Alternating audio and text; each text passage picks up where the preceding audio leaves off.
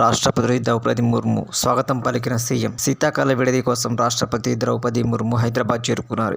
ఈ క్రమంలో బేగంపేట్ ఎయిర్పోర్ట్ చేరుకున్న రాష్ట్రపతికి గవర్నర్ తమిళిసై సౌందరరాజన్, సీఎం రేవంత్ రెడ్డితో పాటు పలువురు స్వాగతం పలికారు. ఉప ముఖ్యమంత్రి భట్టి విక్రమార్క, మంత్రులు శ్రీధర్ బాబు, సీతక్క, ప్రభుత్వ ప్రధాన కార్యదర్శి శాంతికుమారి, డీజీపీ రవిగుప్తా రాష్ట్రపతికి స్వాగతం పలికిన వారిలో ఉన్నారు. 5 రోజుల పాటు బొల్లారంలోని రాష్ట్రపతి నిలయంలో ఆమెకు బస చేయనున్నారు. బేగంపేట్ విమానాశ్రయం నుంచి నేరుగా బొల్లారంలోనికి రాష్ట్రపతి నిలయానికి ముర్ము వెళ్లనున్నారు. ఈ మేరకు తెలంగాణ ప్రభుత్వం అన్ని ఏర్పాట్లు చేసింది. రాష్ట్రపతి ద్రౌపది ముర్ము తిరిగి ఈ నెల 23న తిరిగి ఢిల్లీకి వెళ్లనున్నారు. ఈ 5 రోజుల్లో రాష్ట్రపతి వివిధ కార్యక్రమాల్లో పాల్గొననున్నారు. ఈ రోజు హైదరాబాద్ పబ్లిక్ స్కూల్లోని రాష్ట్రపతి ద్రౌపది ముర్ము సందర్శించుకున్నారు. రాష్ట్రపతి ద్రౌపది ముర్ము హైదరాబాద్లోనే పర్యటిస్తున్న నేపథ్యంలో నగరంలో ట్రాఫిక్ ఆంక్షలు ఉంటాయని పోలీసులు అధికారులు తెలిపారు. ఉదయం 11 గంటల నుంచి మధ్యాహ్నం 2 గంటల వరకు బొల్లారం నుంచి బేగంపేట్ రూట్లో ట్రాఫిక్ ఆంక్షలు విధించనున్నారు. వాహనదారులు ప్రత్యామ్నాయ రూట్లో వెళ్లాలని పోలీసులు ఆదేశించారు.